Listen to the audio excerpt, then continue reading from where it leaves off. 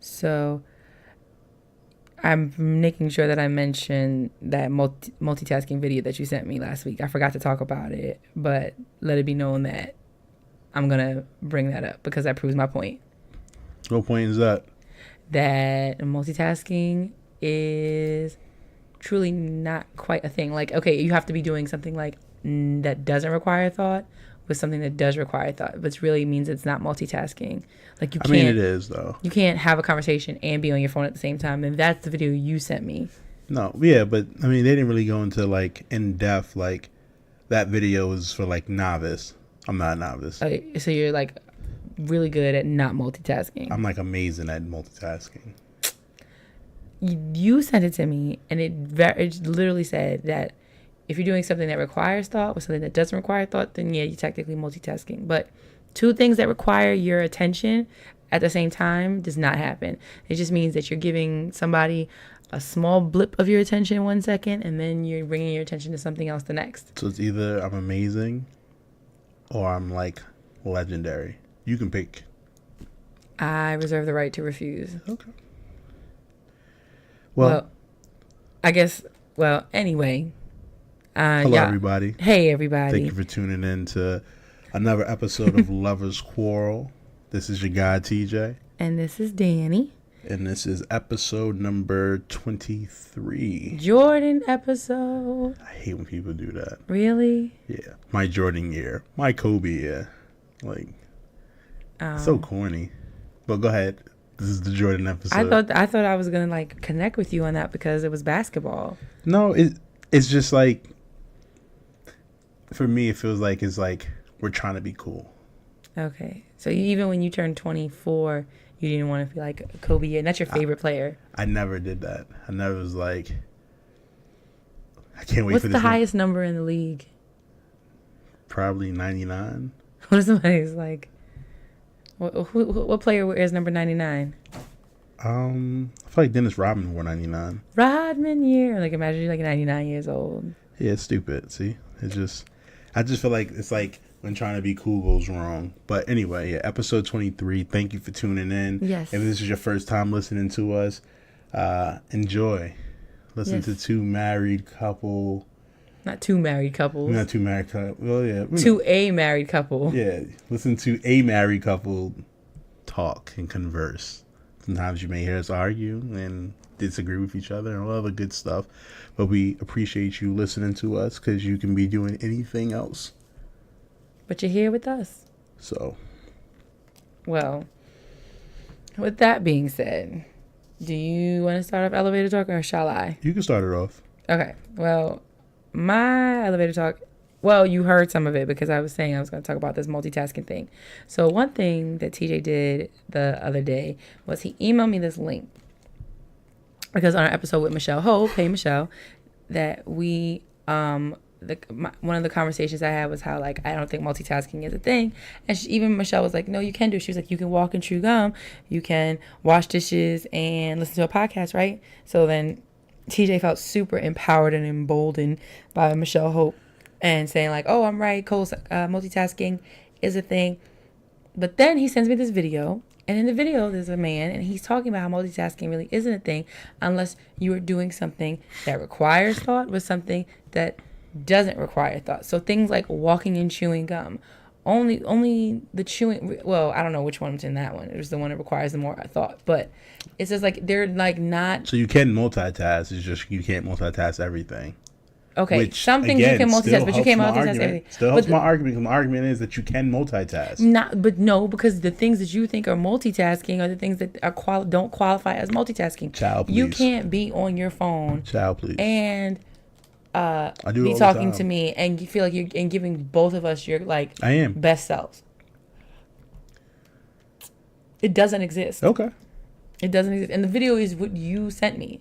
So I feel empowered that my, thoughts process on it was was verified and validated, because I know that, like, it's not as simple as like, oh, I'm literally giving 100% of my attention to both things at the same time. No, it's more like I'm giving 20%, then I'm going back over here, then I'm going back over there. And that's not multitasking. That's just doing a bunch of individual things in rapid succession. So that was number one. Number two was, we're coming on the conclusion of Teacher Appreciation Week. So that's good. I got lots of cards from my kids. I got a few little trinkets and gifts from parents and stuff like that. Our admin, they brought us coffee and donuts, and we had a luncheon today, and little things like that. And it's nice to feel appreciated, because being a teacher, it's a lot of thankless work, and people are always quicker to point the blame, but on teachers. But I'm glad that like they have this time that's set aside for teachers to be told and be shown that like, hey, we appreciate the fact that you like take our children off your hands for 6 to 8 hours a day and teach them things and send them home hopefully a little smarter than when they came in the morning. So that's a good feeling too. And I think that pretty much wraps up my elevator talk. Prepare for the closing doors. So I don't get an elevator pitch. You do. That was your like. Anyway. That was mine. I'm saying mine is finished, and now it's your turn for your elevator talk. Got you. Heard you.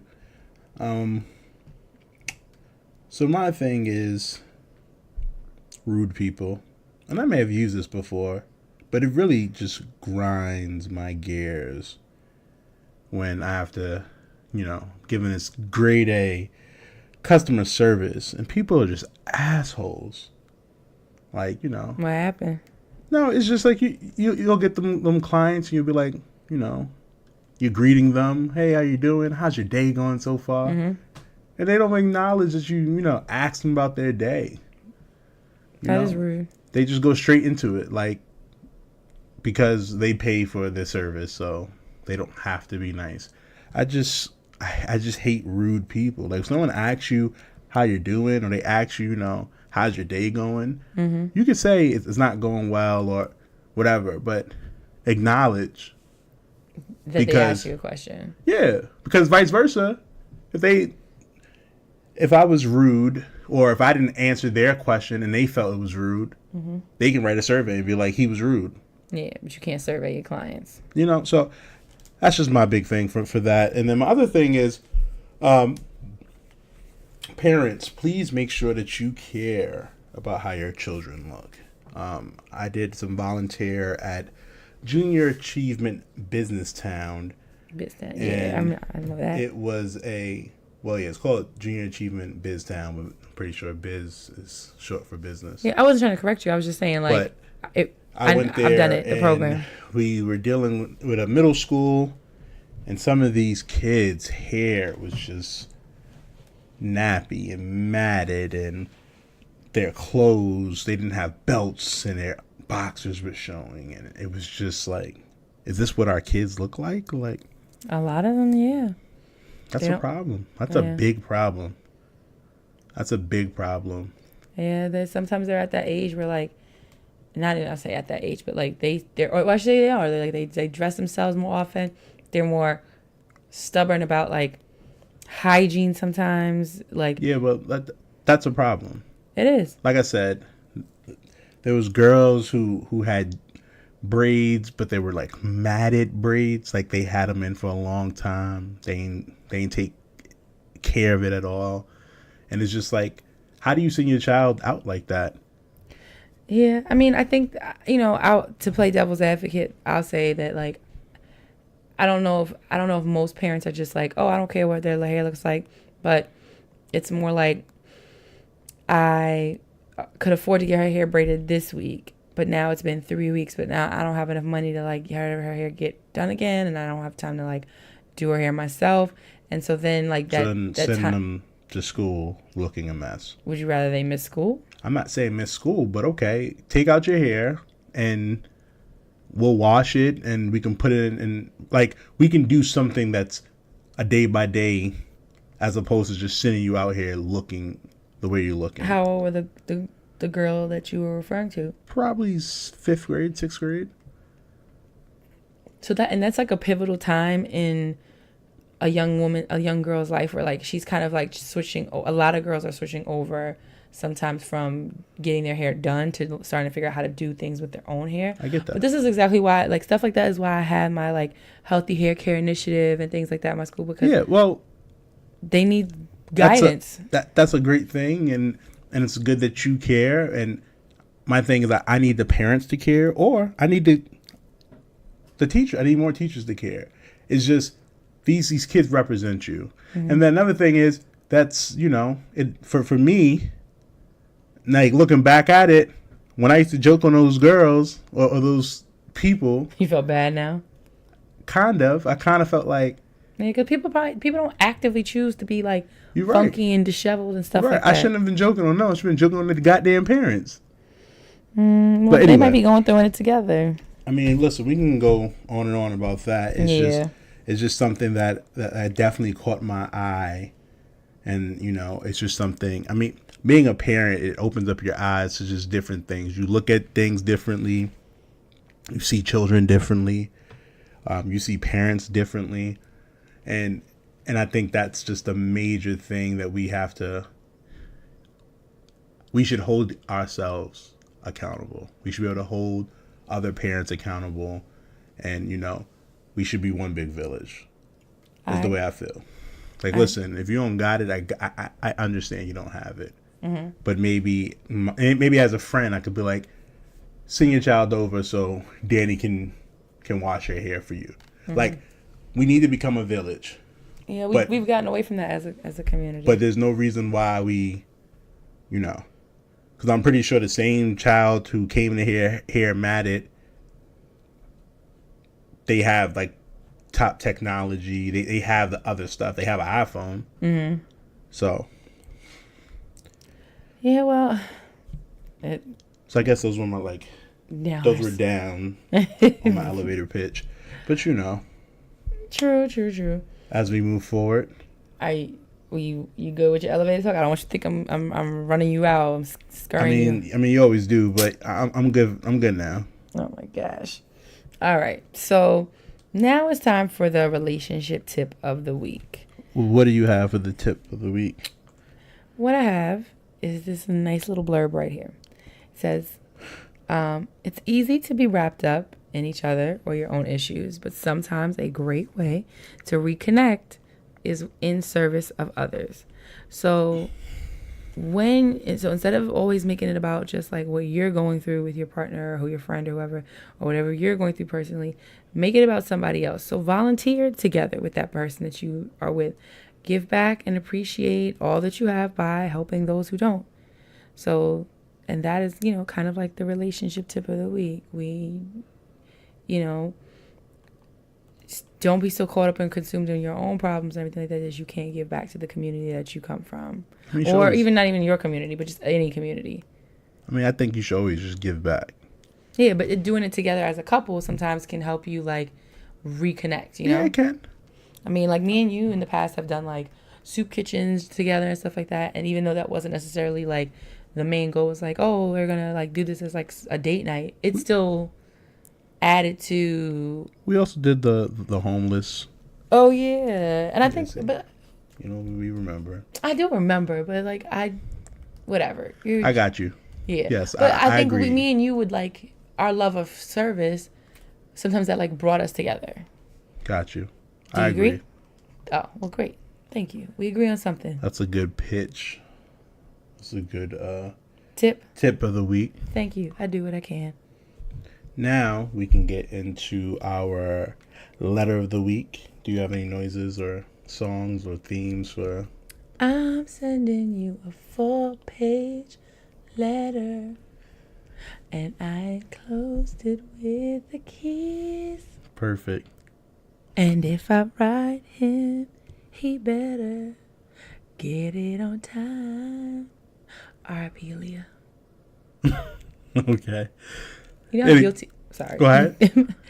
So, I carry a lot of guilt about Aaliyah's death. Why? Because if she didn't pass away, she would be bigger than Beyonce? No. Oh, okay. I don't necessarily think I even agree with that. I just carry guilt because the song that ultimately led to her unfortunate and early and untimely death. You don't like? I hate You don't like rock? I hate Rock the Rock Boat. the Boat is. I hate the video. It was cool. I hate the song. I mean, the video was like cool for that time. Rock the Boat. Anyway, I just don't like it, and I feel guilty about it.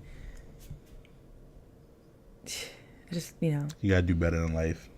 Okay, excuse me. You don't have any like irrational thoughts or whatever about celebrity deaths? Is that just me? Yeah. I know I'm not the only person.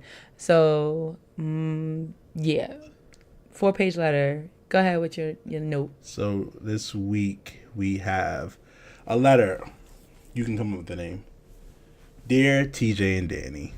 Exactly. TJ comes first. First off, I just want to say you all have been this is why I'll be reading it. Exactly. All right, first off, I just want to say you easy. all have done an amazing job balancing being married, both in grad school and having a 1-year-old. Preach. I'm currently doing the same thing by getting my teaching license in grad school, so salute to you both. My wife and I have been married for a few years and we have 2 children.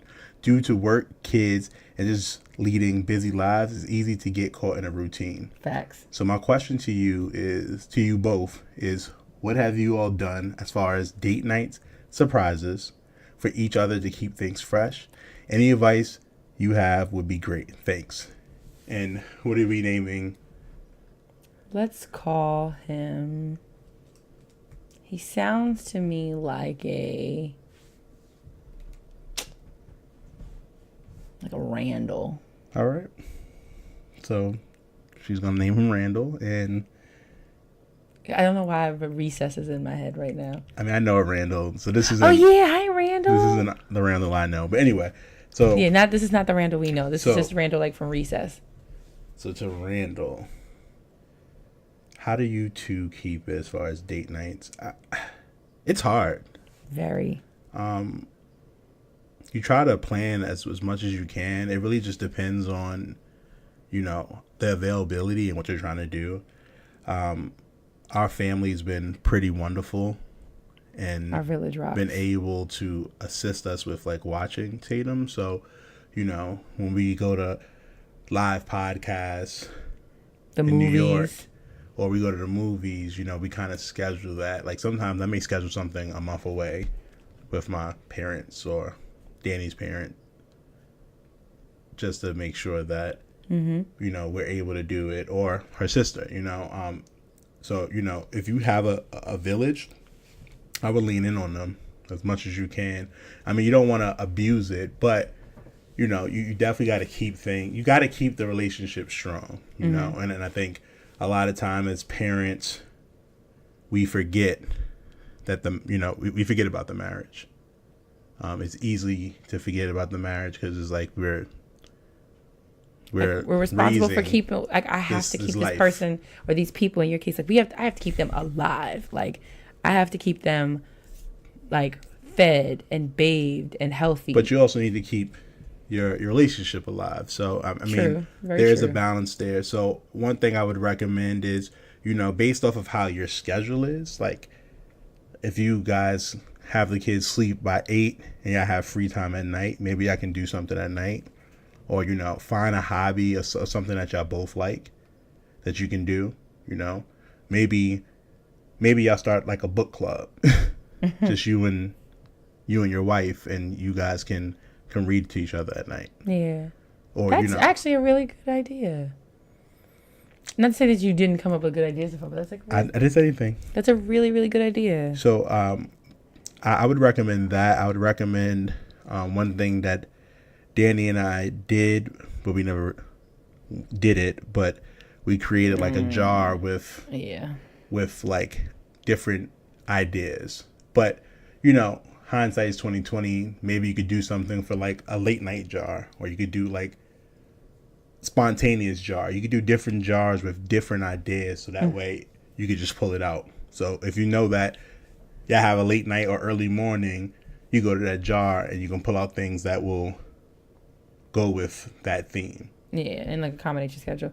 And I think too, like even stuff like having like try to have a set date night like once every 2 weeks, or once a week, or even once a month. Like hopefully more frequent than not. Where like coming back to that village, they can help you. Because, like, for instance, TJ and I, not always, but oftentimes nowadays when we go to the movies, we'll go on Tuesdays, because Tuesdays is when my sister will come and, like, pick up Tatum and keep her until, like, 10 o'clock at night for me and TJ. So on the nights that we, like, don't have or didn't have homework to do, we might try to go to dinner and a movie, just so that way we can get out the house, we can spend a little time together, and then, you know, kind of come back to each other. So there are, Randall, plenty of ways that you can, you know, keep it up with the date nights or the surprises, but also, like, don't be alarmed that, like, it's difficult to find the balance, because it's like, it's a struggle. It's TJ and I are still works in progress for that, especially me, but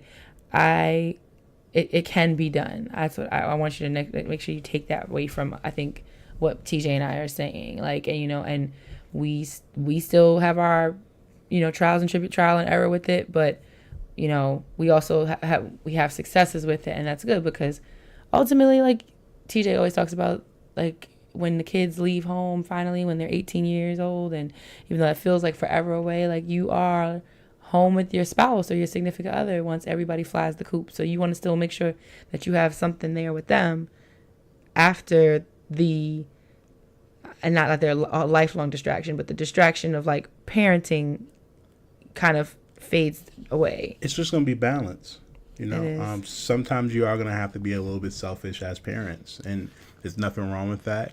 And I think that's the biggest thing that, as couples, as married people, we have to learn. It's okay to be selfish at times. I'm not saying, like, abandon your children, but it's okay to say, we need us. We need us time.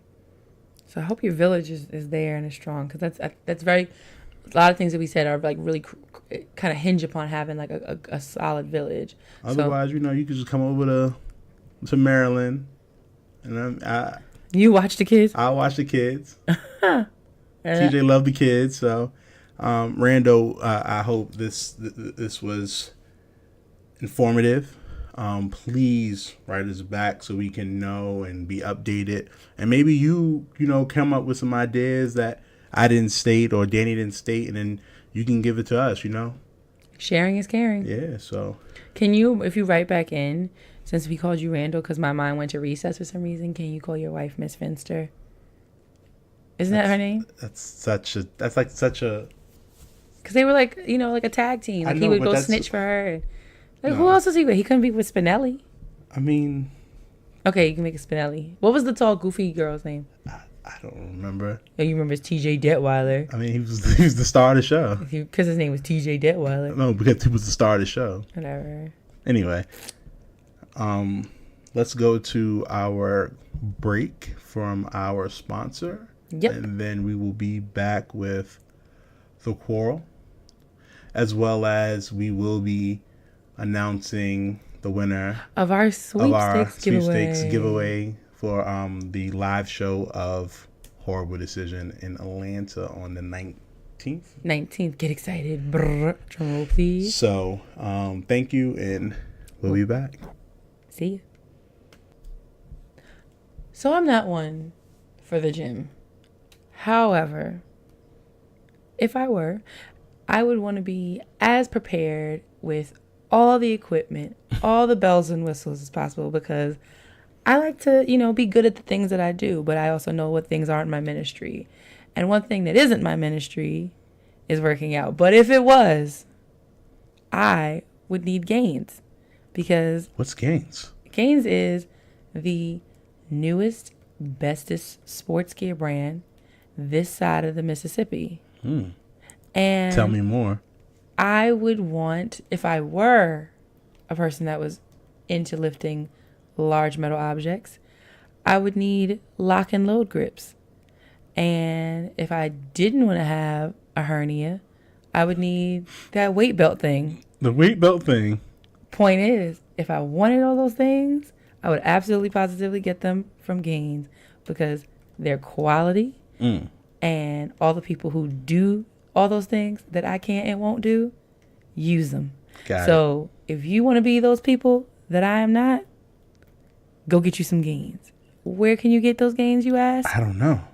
You can go to this website, www.gainz with a Z sportsgear.com.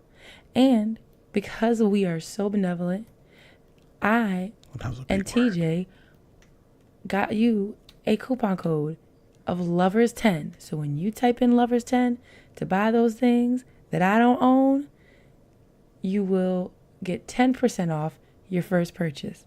And I'm not telling you I don't own them because I don't want you to buy them, because I do, because they're great if that's your thing. But yeah, and I lost train of thought. But the point is, go to Gainz Sports. Like. Go to GainSportsGear.com. And even if you don't work out, you can get amazing clothing. Oh yeah. So that's what I would like, is a sweatshirt to cover all the things that I haven't worked on. So until I do work on them and change my mind about them. So go to www.gainsportsgear.com with a Z and put in the code Lovers10 and get a discount and be great.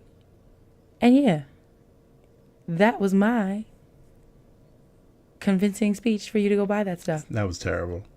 I thought it was hilarious. But listen, embrace the process. Embrace it. I'm embracing my process right now. And I want you to embrace yours. Okay. And now, back to the show. And we're back. And now it's time for our quarrel of the day, or the week, I guess, since, this is a weekly podcast. Let's see. What should be my intro? Do you want to take a stab at it? No. Babe? Not at all. Sing a song since you're in the singing mood. I'm in a sing-songy mood. What's a song about fighting? What's a song about fighting? Oh my God. Mama said knock you out. I did Girls that on Club. Girls Fight. It's about to be what? Pillow fight. Oh. A pillow fight? Oh, wait. No, that's wrong. Yeah, this is terrible. It's a girl fight. My bad. What's the quarrel for the week? The quarrel for the week. I'm entitled to have an off week. Between you and I. Well, actually, it's kind of two things. And my first is, which this one might be fat. What is your take on the This Is America video?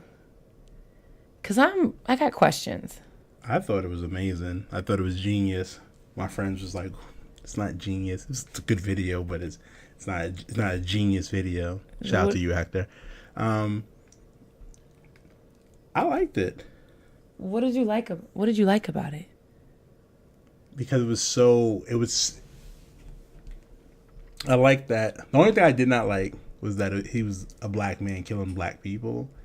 But other than that, what? Because there was things I didn't like about the video, but it wasn't that. And because he was rocking.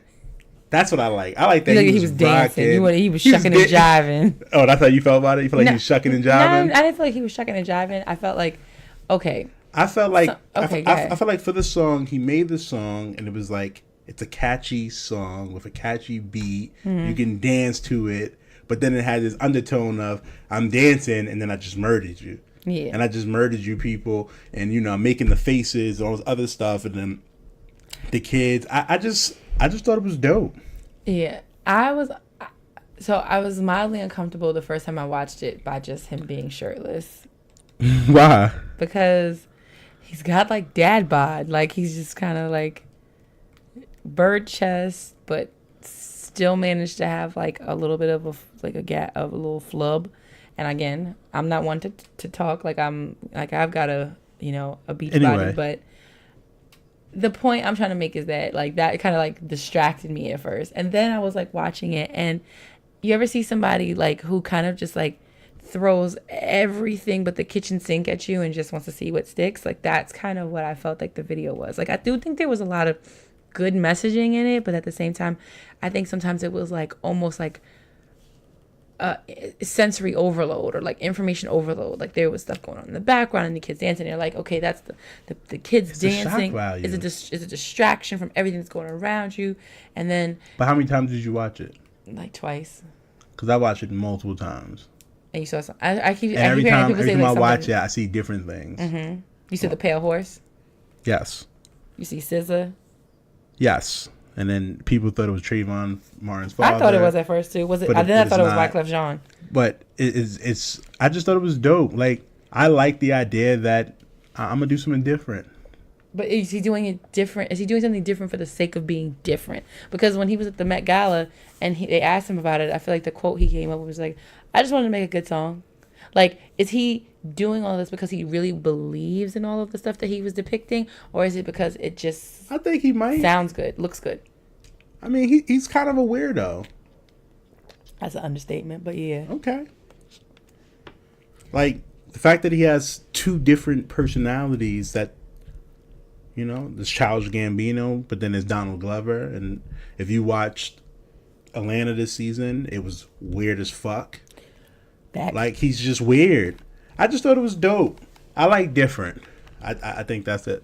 I like different, but I like different with a purpose. And I feel like, I don't know if if he had a purpose, but I feel like people But he doesn't have to say what the purpose is. But people are finding purpose in it. But my thing is like, But that's the beauty is that of what it. he is? But the question becomes then: is that what he wanted us to do? He's like, we don't here know. is this, and I want you to find your purpose. Find purpose from this video, or is it more Why like, does it matter? I'm gonna throw everything at these niggas right now Why because does it they matter? want some stay woke shit, and I'm gonna just put Why all does this it stuff matter? on. Because when Beyonce came out with a song, did she come out with the song and said this is gonna be the biggest hit of my career, or did she just say I wanted to make this good music and then it became a hit? Yeah, but she wasn't trying to, like Beyonce, when she incorporates certain motifs and themes and nods to the world that we're living in around us, she is very deliberate about that, and so you know good and well that she's doing that because she's trying to make a point or she's trying to send a message. I don't feel convinced yet that Childish Gambino did that one way or the other in this situation. I feel like he did. I feel like he's saying this is America. This is America. Mm-hmm. What about do you care or like? And this is I don't have necessarily a formal opinion on this, but like the fact that he has like a white baby mother or a white wife or whatever. And I hate that people bring that up. Mm-hmm. Why? Because at the end of the day, you can't help who you fall in love with. Okay. Have you ever heard him like? That's another question. It's like because then I've been reading up and people have been like, you know what?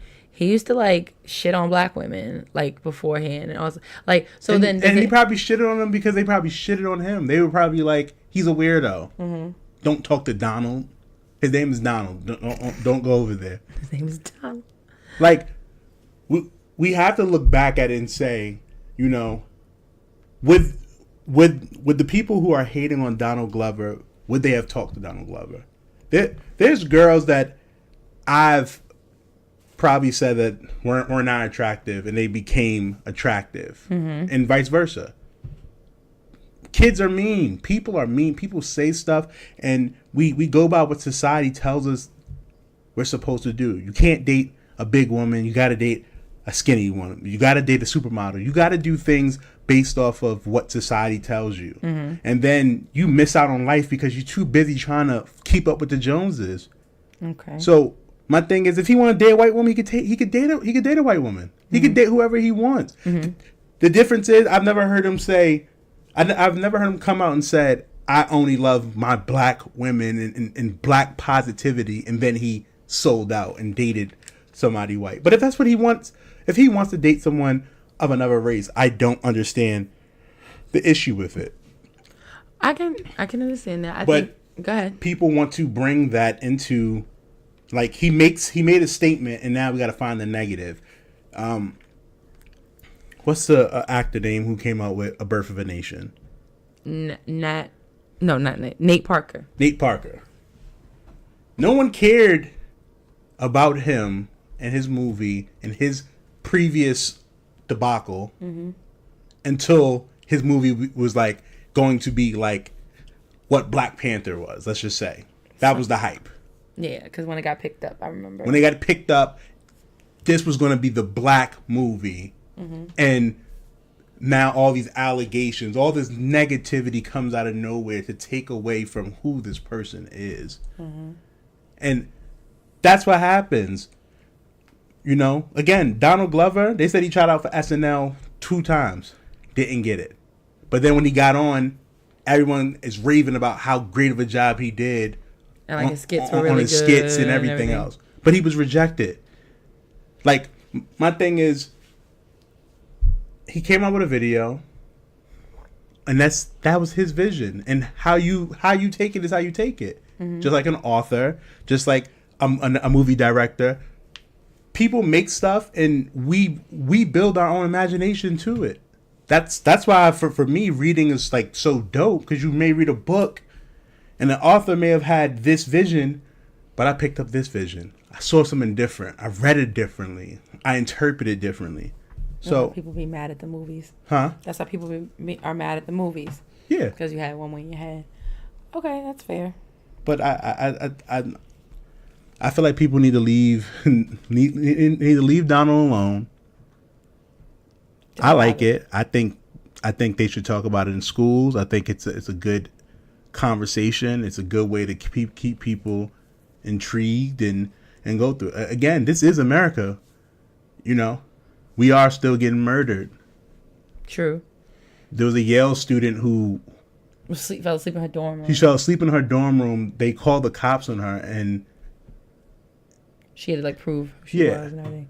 And they said that particular person had called the cops on like another black person before, and they admonished her, but like there might have been like other. So imagine if they would have went in there guns blazing, because it's like, honestly, I'm more happy that it was a black woman that got called on and not a black male, because the black male would have probably been murdered. But that is America. That is the America we live in. The America we live in, as a black person, you have to wonder. All the time. Every single time. Anytime something happens, you have to wonder.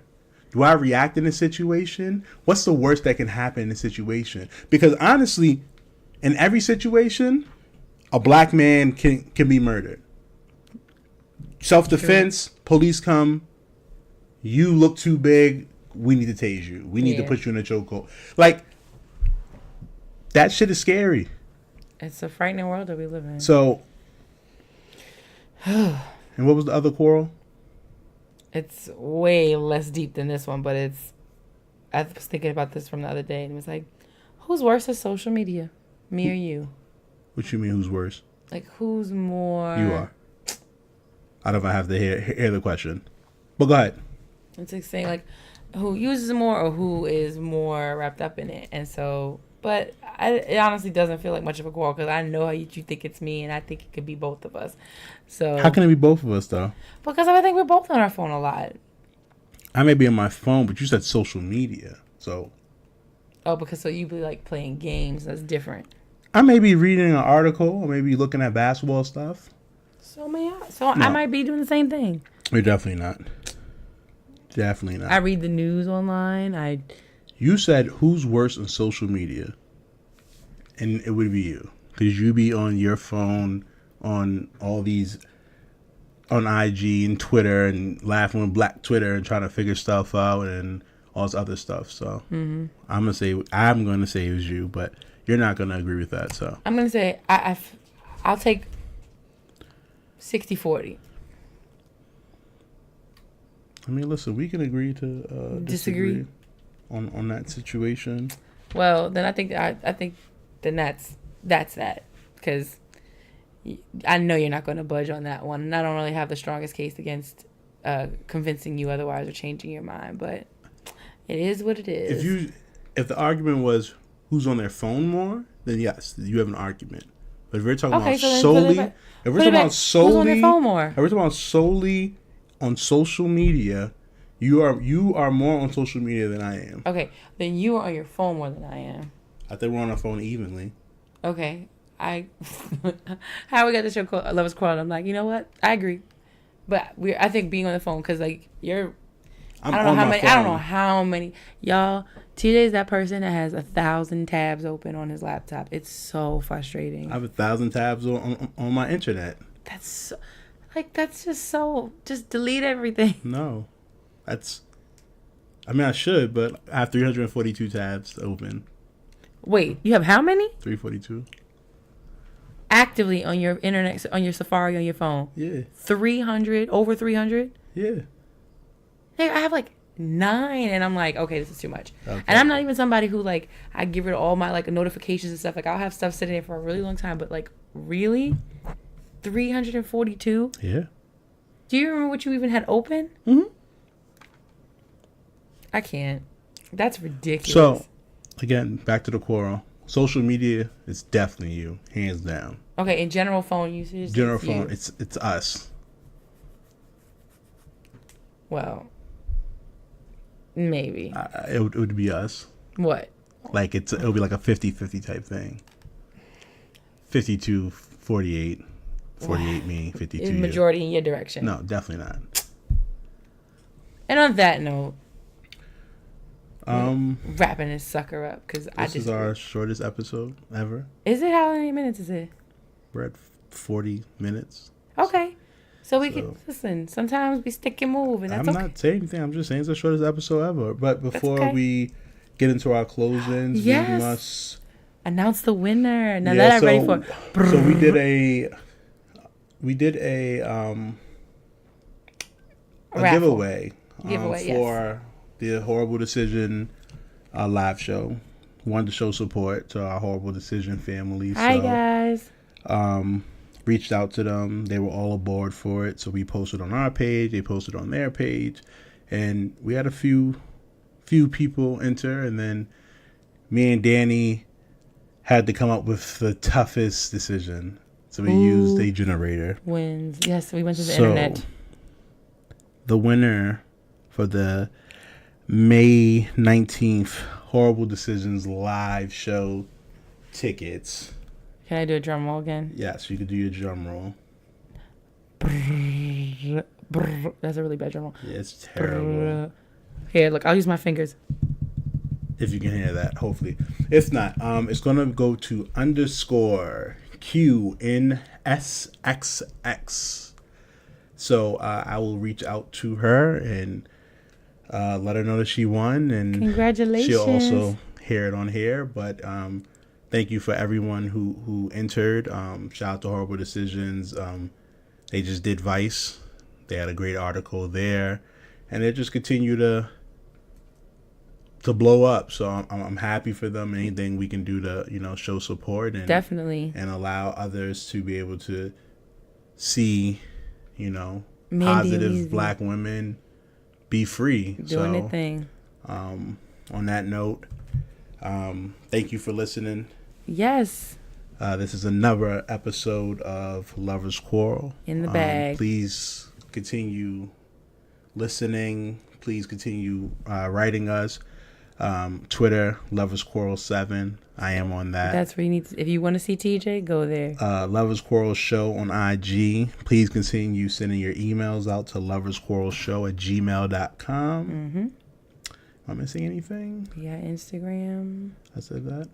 Twitter and email. Yeah, I think you're good. You hit it all. So, we truly appreciate y'all. Again, y'all could be listening to anything and you're listening to us. So it means a lot. And, we just want to continue growing the Lovers Quarrel brand and continue pushing this positive Black love and this positive parenting and family. And, it's okay to go through ups and downs. It's okay to go through trials and tribulations, but it's how you bounce back.